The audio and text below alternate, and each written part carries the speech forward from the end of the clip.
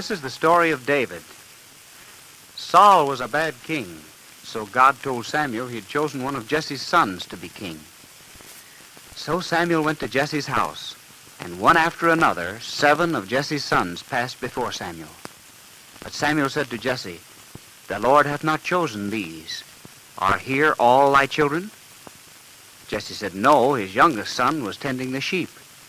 So they sent for David. David was a fine, manly boy, and God told Samuel, "Anoint him, for this is he." King Saul was very sick and asked for someone to play a harp for him. One of his servants told the king he had heard David play the harp, so King Saul sent for David. David came to the king and played the harp for him.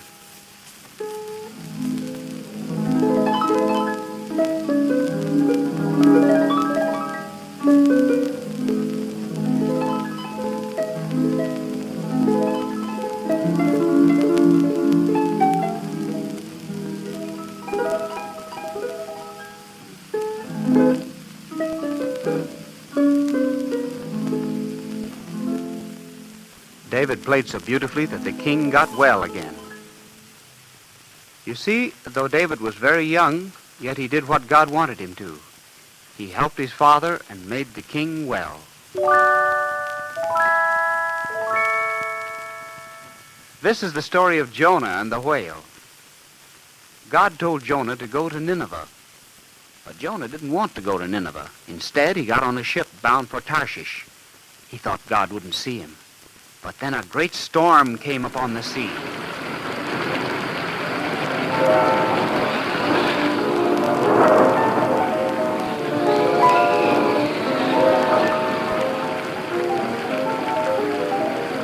The sailors were afraid the ship would be wrecked.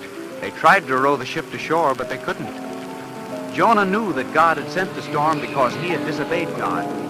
So Jonah said to the sailors, "Cast me into the sea, so the sea will be calm."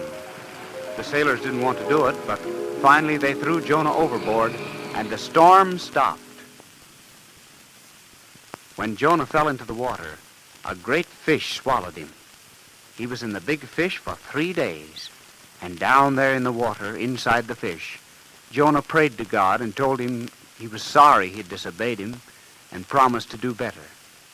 So God spoke to the big fish, and it took Jonah safely to land and opened its mouth, and Jonah walked out.